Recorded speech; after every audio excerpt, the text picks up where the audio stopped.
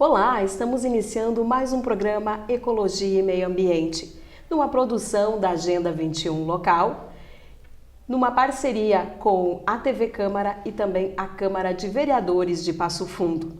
E hoje a gente vai tratar sobre um tema muito importante para você que está nos assistindo em casa. É sobre o plano diretor. Que cidade sustentável queremos? De que formas vamos fazer isso? Como você pode colaborar? E você pode colaborar, sim, e deve colaborar conosco, participando aqui do programa, mandando pautas para a gente, através do e-mail agenda21passofundo@gmail.com. E também você pode assistir o programa da Agenda 21 local na Rádio Planalto AM, todas as quintas-feiras, a partir das 4 horas da tarde. E conosco aqui para falarmos sobre essa questão do plano diretor, dessa revisão que acontece na cidade do plano diretor e como você pode participar e deve participar, estão conosco a secretária de Planejamento, Ana Paula Vickert, também a professora doutora Rosa Locatelli Calil, ela que é arquiteta e urbanista e também professora da Faculdade de Engenharia e Arquitetura da UPF. Bem-vindas! Obrigada. Professora Rosa, de que forma, e qual é a importância do plano diretor para uma cidade? Bem, o plano diretor ele é um instrumento obrigatório para cidades com mais de 20 mil habitantes, mas mais que ser um documento, ele é uma proposta de organização do espaço. Não apenas do espaço urbano, mas do espaço municipal como um todo. Ele vai definir de que forma a comunidade, a sociedade pensa em organizar esse espaço para que a gente tenha uma cidade para todos, uma cidade que tenha espaços de moradia, os espaços que são característicos da cidade, comércio, serviços, indústria, e tudo isso tenha uma infraestrutura adequada e permita a participação de todas as pessoas. Então, ele é como se fosse um guia, um roteiro, dentro do qual a sociedade expõe todos os seus princípios, as ideias que essa comunidade tem, para que a cidade tenha essa vivacidade, essa dinâmica, mas que ao mesmo tempo beneficie a todas as pessoas que ali estão. Certo, é importante a gente ter esses espaços definidos, pré-definidos, o que pode, o que não pode, quais os espaços que vai ter arborização, vai ser cuidado aquele espaço que não vai ser mexido com construção, enfim, tem toda uma dinâmica para a cidade a partir disso. E como trabalhar isso para que a cidade continue sustentável, A gente tem que trabalhar a questão do transporte, onde é que queremos, de que forma queremos, não é? Secretária, poderia falar um pouquinho a respeito dessa dinâmica toda da cidade, Porque a cidade é praticamente um organismo vivo hoje, Porque nós temos que nos locomover, nós temos que cuidar do meio ambiente, nós precisamos de espaço, de lazer, mas também precisamos de moradia. E como é que a gente consegue trabalhar tudo isso, Até por isso que vem essa revisão do plano diretor. Bom, a cidade, como você vinha falando e a Pro Rosa já comentou, ela está em constante construção, Ela nunca está definida, uma cidade está sempre se reinventando, crescendo, diminuindo, então sempre é importante que a legislação que nos guia, que no caso é o plano diretor, onde está toda a legislação urbanística, ela venha, por exemplo, por lei é obrigatória essa revisão a cada 10 anos, então a cada 10 anos se para e se discute, porque muitas coisas mudam no mundo, hoje as coisas são muito dinâmicas, então obviamente que a realidade de 2017 não é a mesma de 2006, quando foi feito esse plano que está atualmente em vigor. E também uma questão bem importante é que nós temos a oportunidade, então, de discutir os efeitos do plano, por exemplo, de 2006, o que é positivo, o que não foi tão positivo e o que deve ser revisado ou melhorado, Então, hoje nós já temos muitos conceitos de planejamento urbano diferenciados que estão sendo trabalhados pelo mundo e sendo divulgados. Temos uma preocupação muito grande com a questão da sustentabilidade, que ela já vinha desde os anos 90, mas que nas legislações do Brasil elas não aparecem com muita força nessas legislações da década de 2000, Rosa? E que hoje, por exemplo, é um pressuposto praticamente obrigatório a ser inserido. Além dos instrumentos do Estatuto da Cidade, que o nosso plano diretor já cita, porém muitos deles não estão ainda regulamentados de acordo. E hoje, por exemplo, o Ministério das Cidades, ele praticamente obriga os municípios a regulamentarem todos os instrumentos que o Estatuto da Cidade oferece, porque são instrumentos extremamente importantes, inclusive para a saúde financeira dos municípios, né? Então a discussão é ampla e ela envolve principalmente esses aspectos todos da vida diária, mas não pode deixar de lado a questão ambiental, que é um dos focos bem relevantes, e a questão de criar cidades para pessoas, né, que é a tendência mais atual de se trabalhar a valorização dos espaços públicos, né, como inserir os espaços públicos na vida diária, de que eles funcionem, né, que não basta apenas fazer a praça ou fazer um parque, ele tem que ser receptivo, ele tem que ser, a população tem que usar, tem que dar resultados positivos, né? Então tudo isso acaba permeando essa legislação, né? Por isso todo esse debate tão complexo que nós vamos ter agora adiante, que envolve todas as camadas da sociedade organizada e o próprio cidadão diretamente, que vai ter oportunidades de participar. Professora, dá para citar alguns exemplos assim de como trabalhar esse plano diretor para que a gente tenha cada vez mais, né, essa cidade sustentável? O que eu lá em casa, né, posso perceber assim, né, na minha cidade? O que eu posso também contribuir na minha cidade para essas questões? Bem, a questão da forma de como fazer esse planejamento, ela veio sendo modificada, e o Estatuto da Cidade, ele diz que a gente deve fazer um planejamento com uma gestão democrática. Isso também não é uma diretriz apenas brasileira, mas é uma diretriz internacional. A ONU é a grande mentora e incentivadora para que os países, os governos e os municípios trabalhem de forma participativa. Então, essa participação, ela tem que ocorrer não apenas durante a elaboração ou a reavaliação de um plano diretor, mas ao longo de todo o período, né? Porque é o cidadão que vivencia a cidade. Então, nós precisamos entender como a cidade, o que se permite construir na cidade, né? Qual a forma em que esse parque construído, né, seja mais denso ou mais esparso, o que isso vai influenciar, por exemplo, na questão que você falava do transporte, da possibilidade de mobilidade, da questão dos espaços públicos. Então o cidadão, ele precisa entender isso, e é muito importante porque nesse momento, assim, durante esse ano, talvez de planejamento, vai ser um momento em que a população vai poder compreender.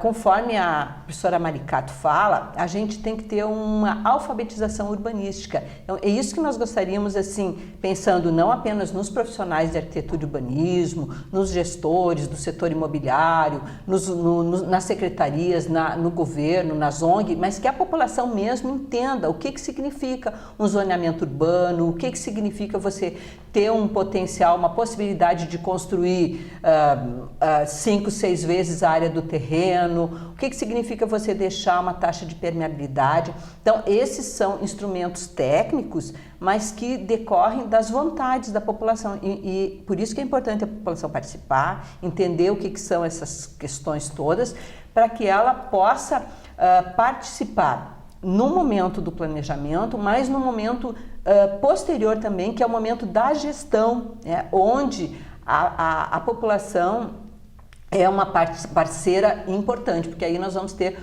uma participação de governança e não apenas de governo ou de sociedade. É um mix de possibilidades e de oportunidades realmente para pensar uma cidade que seja bem democrática, né, que tenha sustentabilidade nos seus vários âmbitos, mas que realmente beneficie a qualidade de vida de todos. Uma coisa muito séria é que nós estamos tendo, assim, uma migração muito grande para as cidades. Em termos mundiais, mais de 50% da população já é urbana. Em termos brasileiros, mais de 80%. E em Passo Fundo, nós temos mais de 97% da população morando na área urbana, em mais ou menos um espaço que acho que não supera os 10% do território do município. Então, é uma aglomeração muito grande. E isso passa pelo planejamento também para onde a cidade cresce, não é? A moradia para essas pessoas também, né? Todo esse planejamento, não é, secretária? É bem importante lembrar, né, que o plano diretor ele também define o nosso perímetro urbano e também trabalha com uma questão extremamente relevante, que é a questão dos vazios urbanos. Então, nós hoje temos já vários estudos que nós começamos a fazer desde 2013, que são esses planos setoriais, e com um diagnóstico já muito bem estruturado de vários aspectos urbanísticos da cidade, né?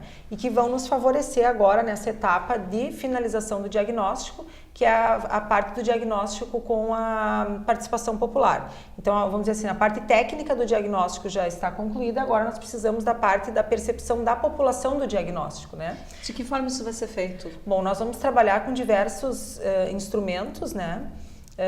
Vamos ter as audiências públicas, que serão setoriais, né? Ainda estamos decidindo quantas serão feitas, mas nós dividiremos a cidade em setores. Obviamente que não teremos em cada bairro, em cada ocupação ou em cada local, porque isso é impossível, mas nós teremos assim um agrupamento por similaridade de entornos assim para trabalhar com essas audiências de diagnóstico que terão metodologias participativas, né?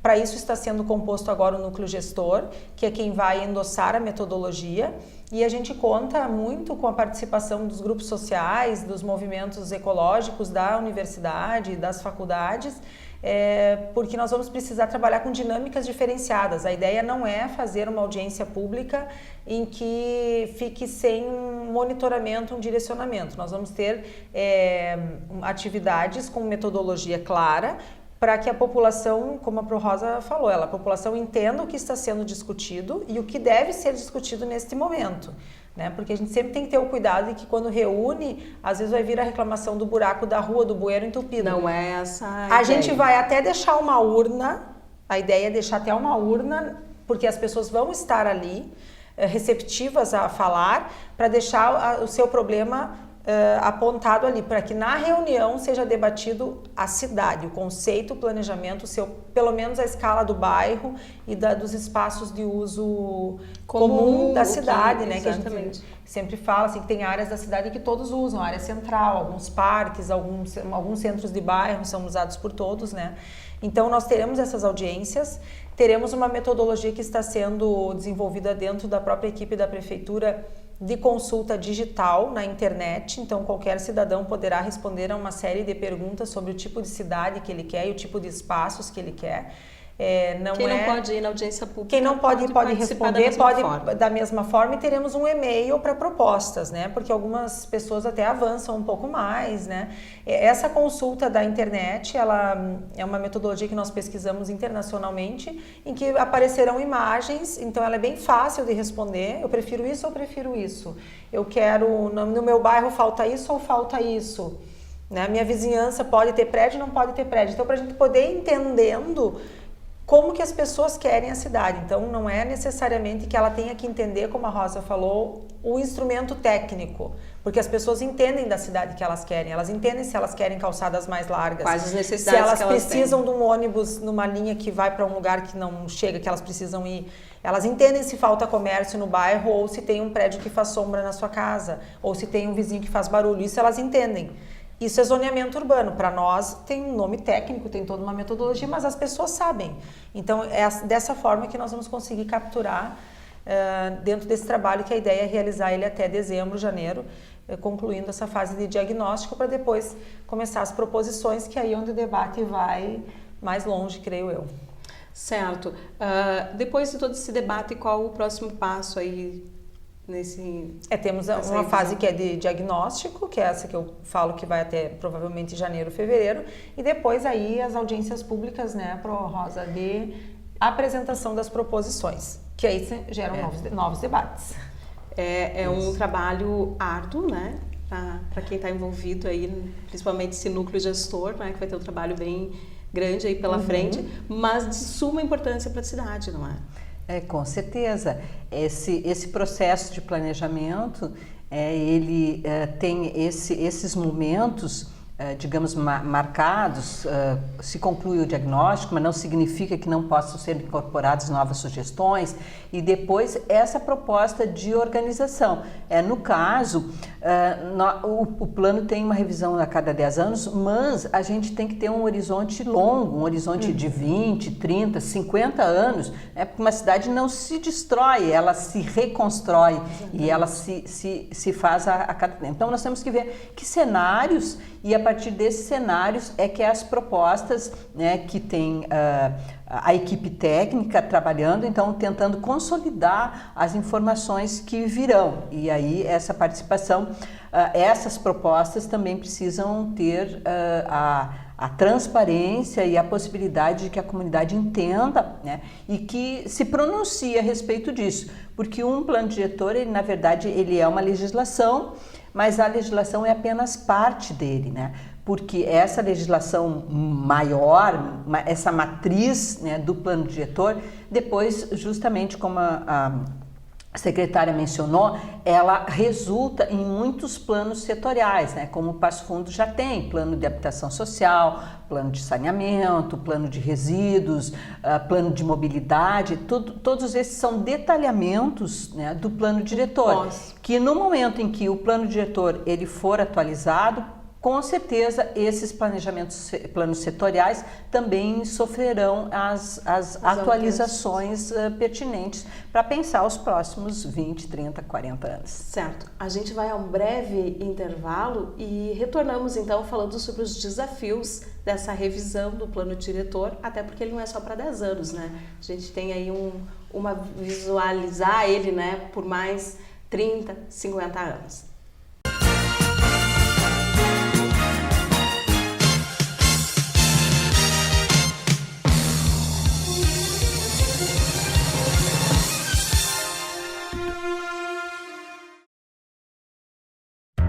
A Câmara de Vereadores está com você. Está com a Verônica na consulta médica. Vai junto com o Cauã para a escola. Acompanhe o seu Arcério e a Dona Conceição durante o lazer. É pelo seu bem-estar que a Câmara trabalha. E é com a sua presença que vamos fazer mais pela nossa cidade. Vem participar, vem transformar, vem acontecer. Câmara de Vereadores de Passo Fundo. Transformando a vida de todos nós.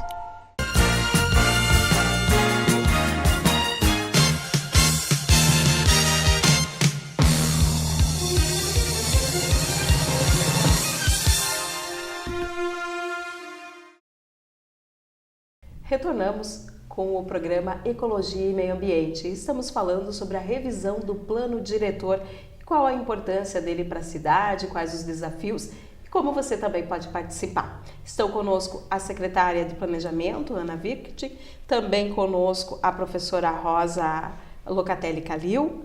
A gente falava da importância no primeiro bloco e agora vamos falar um pouquinho sobre os desafios, secretária. Quais os principais desafios dessa revisão para Passo Fundo? Alguns pontos aí, a gente tem a questão da sustentabilidade, claro, podemos elencar os velhos problemas que a gente vem enfrentando aí, a questão do lixo, a questão do transporte, né? Claro, as questões vêm sendo trabalhadas já, mas são alguns dos desafios. E quais as que a senhora apontaria assim como os principais? Olha, eu vejo assim como um principal desafio que é a questão de uma mudança de conceito no planejamento urbano, né? Cada vez que se para fazer um plano diretor, e a Pro Rosa vai me corrigir se eu estiver errada, mas cada vez que a gente para fazer o plano, existem várias teorias urbanas e questões vigentes, né? Então, muitas vezes a gente ouve falar assim, Passo Fundo nunca teve planejamento, por isso que está assim. Não, Passo Fundo sempre teve planejamento, né? A gente sabe que desde a primeira lei lá do Saturnino de Brito já vinha, né? Dizendo como, onde e por que as coisas deveriam ser feitas. Uma cidade, ela não é um projeto que a gente faz e executa tal qual, então por isso se chama planejamento, que você dá as diretrizes gerais e ele vai se construindo dentro dessas linhas conceituais. Então eu sempre acho que o maior desafio é quando você tem que discutir os conceitos da cidade, né? Porque, por exemplo, até 3 anos atrás, nós não tínhamos ciclovia na cidade. É uma realidade nova que foi implantada. Em seguida, colocamos o sistema de bicicleta compartilhada para usar como um modal mesmo de transporte. É um indicativo internacional você inserir a bicicleta no modal transporte, não apenas para lazer. E a gente vê em Passo Fundo que isso tem tido uma boa receptividade. Então, por exemplo, inserir a discussão do transporte cicloviário como modal é uma mudança de conceito, né? Como que isso vai ser feito nos novos loteamentos, como que isso vai ser entendido no futuro da cidade. Por exemplo, falar em incentivar o pedestre a usar a cidade. Isso é uma mudança de conceito de cidade, porque eu preciso ter os equipamentos, o comércio, os serviços num raio que eu possa andar a pé, mas eu também preciso ter calçadas seguras, largas.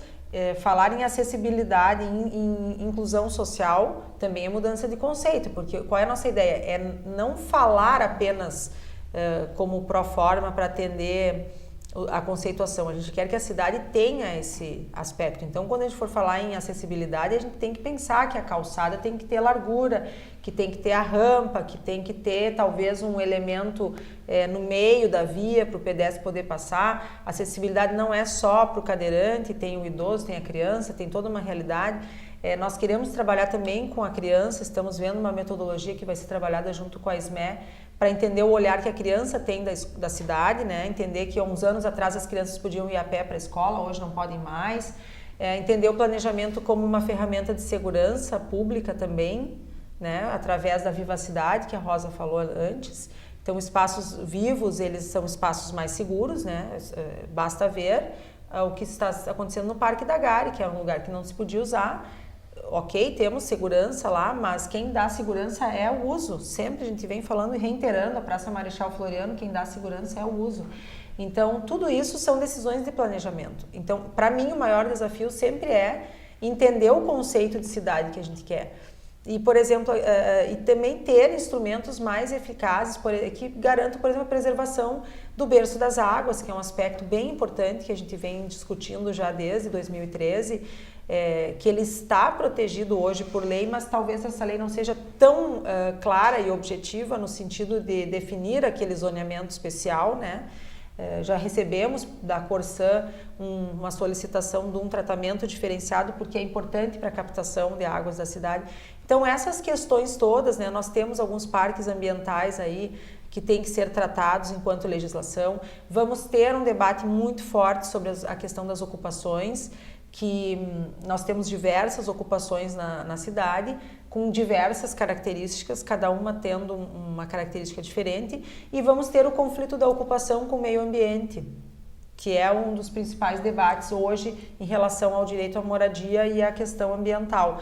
Então, esses conceitos vão ser mais difíceis, na minha opinião, da gente trabalhar e concluir a respeito deles. Mas eu acho que é um desafio muito interessante, acho que é um momento que a cidade tem que aplaudir e se unir para pensar, porque nós estamos vivendo uma fase muito boa da cidade, o país está em crise, tem toda uma situação desagradável em termos políticos e econômicos que a gente está passando, mas Passo Fundo vem conseguindo, né, Rosa, manter, graças ao trabalho coletivo que é feito na cidade, a se manter, a passar por essa crise sem maiores impactos, e eu vejo que essa união pode sim transparecer num momento bem legal do plano diretor.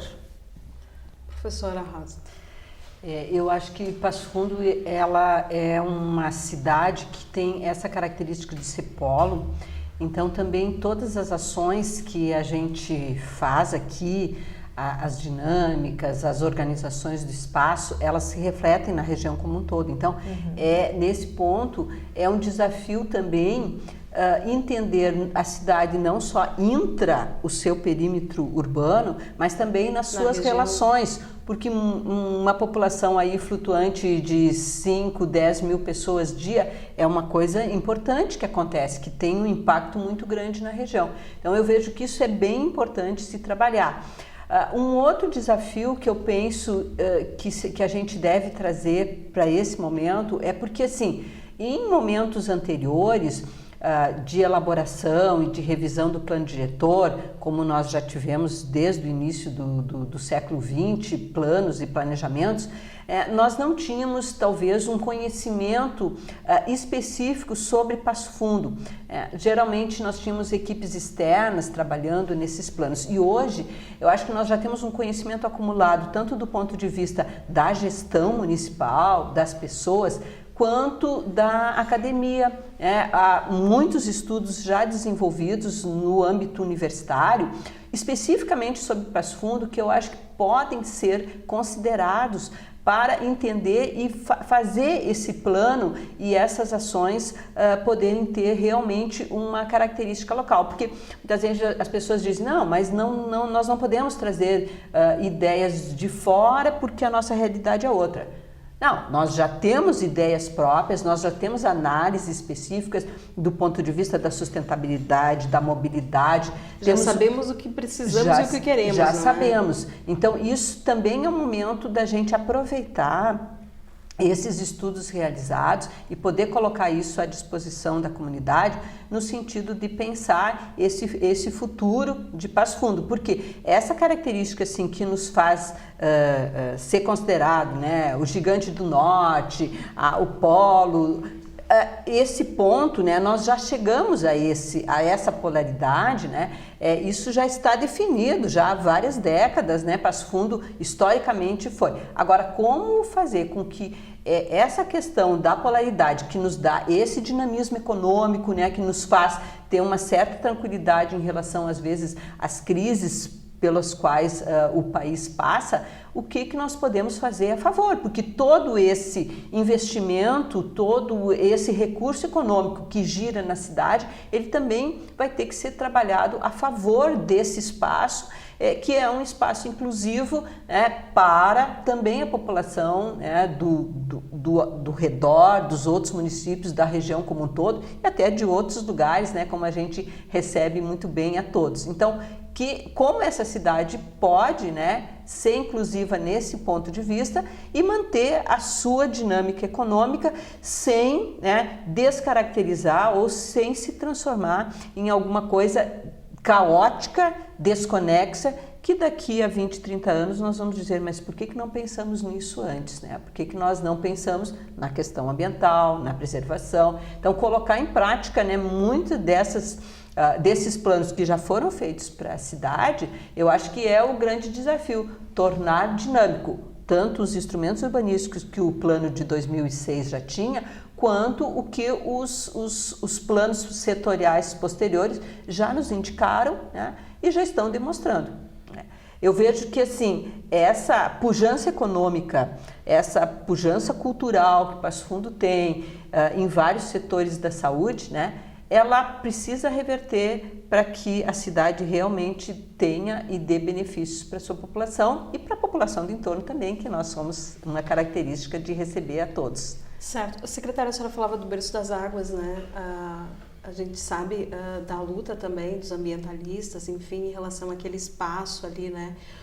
É uma das principais aí, demandas hoje em relação à questão de sustentabilidade aqui em Passo Fundo, né? Porque o berço das águas, a gente sabe da importância dele, né? E também isso tem que ser visualizado para daqui 30, 50 anos, né? Com a escassez de água no mundo.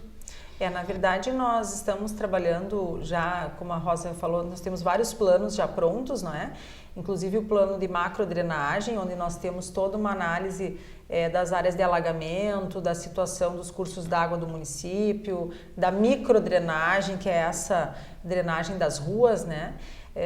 E a questão do berço das águas, ela entraria numa visão da macrodrenagem, mas o berço das águas nós temos uma responsabilidade daí que é supramunicipal, porque ele atende, não é, Rosa? Toda uma bacia. Várias bacias, né? Então, porém, quem legisla sobre ele somos nós. O território é o território é nosso. Então, nós vamos trabalhar em conjunto com todo esse grupo que vai estar envolvido para que nós possamos ter ali uma situação diferenciada. Vai ter que ter um envolvimento muito maior. Exatamente, né? Porque nós temos que, o que já está preservado, que fique, o que pode melhorar, que melhore, né? Porque é isso, nós temos que pensar no futuro daqui para frente, não é? Então, o que já foi feito, o dano já está estabelecido, mas não permitir, por exemplo, que novos danos sejam realizados naquele entorno. E definir muito bem, né, Rosa, a questão do perímetro urbano, que é extremamente importante. A gente às vezes não se dá conta, por exemplo, que mexer no perímetro urbano impacta no preço da passagem do ônibus, porque você mexe no percurso.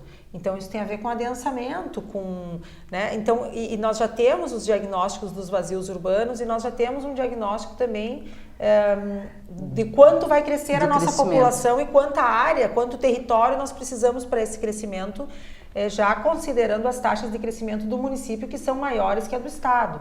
Então essa discussão será levada a público, né? Porque às vezes há um interesse de aumentar o perímetro urbano, mas a gente tem que ter consciência que aumentar o perímetro urbano aumenta o preço da passagem. Por que aumenta? Porque eu tenho que levar o ônibus talvez 1 quilômetro, 2, 3 mais longe. Tem um gasto com infraestrutura. Né? Já estamos analisando, por exemplo, os equipamentos públicos, escolas, unidades de saúde. Parece que não tem fim isso, constrói novas, põe mais gente trabalhando, mas será que isso é o modelo de eficiência ou o modelo de eficiência é que esses equipamentos já existentes sejam mais eficientes para atender mais gente? Então, essa análise toda, né? Toda essa discussão que a gente tem que discutir. Talvez alguns estejam preparados para receber maior população, alguns não, né? Então, tudo isso vai envolver Secretaria de Saúde, Secretaria de Educação, todos os interessados dessa área, né? O município tem que cumprir, por exemplo, por legislação, o atendimento às crianças do ensino infantil, né? Então, como que isso se dá? Né? De forma, né? Nós teremos que ter todas as vagas públicas ou não? Né, isso na realidade brasileira, e isso é planejamento também, porque os equipamentos têm que estar pulverizados no território, né? Certo. Então tudo isso vai ser abordado nessa discussão. A gente vai chegando para o final do programa, né? O bate-papo tá bom, a gente ficaria mais tempo aqui, não é? Discutindo, temos muito o que discutir também. Vamos ter oportunidades, né? Com certeza. Mas só gostaria que você salientasse, secretária, de que forma as pessoas vão poder participar, né? Temos as audiências públicas e também vamos ter uma consulta online. Todas as audiências públicas serão chamadas com 15 dias de antecedência na mídia local, rádio, jornais, né? Teremos a consulta online, que também será amplamente divulgada, e teremos o e-mail, que já está disponível no site, mas ainda não está aberto para mandar as propostas. Na verdade, a população tem que ficar atenta, né? Não tem como a gente falar com cada cidadão, a gente vai falar através dos meios de comunicação de massa, principalmente rádios, né? Que tem uma boa permeabilidade, e repetindo durante o dia, em algum momento a pessoa escuta, e dos jornais locais, né? Então, vai ter esse calendário, a gente vai estar sempre trabalhando com a imprensa, divulgando, né? E que as pessoas realmente tirem um tempinho para pensar e para participar, né? Já começa a pensar e a visualizar o seu bairro, o que precisa, conversa com o vizinho, né? E já pode mandar a sua sugestão. Obrigada, professora Rosa, obrigada, secretária. Obrigada. O programa Ecologia e Meio Ambiente vai ficando por aqui. Até a próxima.